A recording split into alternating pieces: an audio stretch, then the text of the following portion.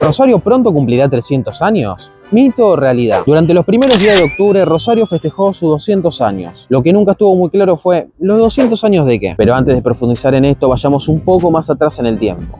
En la década de 1770, en estas tierras, que no eran más que la Plaza 25 de Mayo, la Capilla y aisladas viviendas con pocos habitantes, llegó Pedro Tuela, un español que le gustó tanto este lugar que empezó a interiorizarse en su pasado. Tuela empezó a recolectar información de forma oral entre los vecinos de esa época para indagar sobre nuestros orígenes.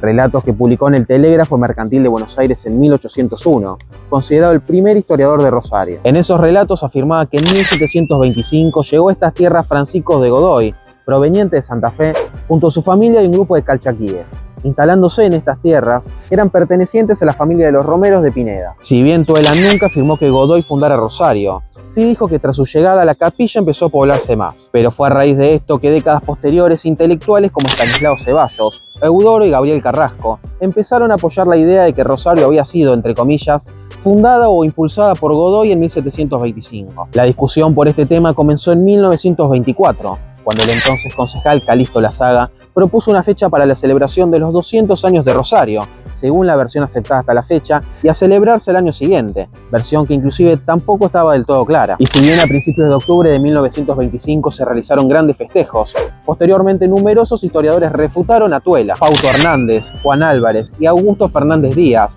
fueron algunos de los que discreparon con esta historia.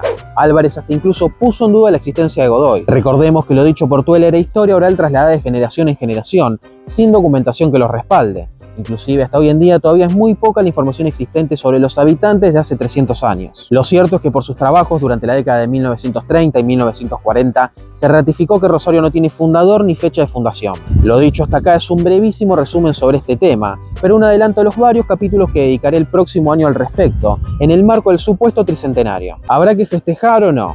Por ahora nos seguiremos preguntando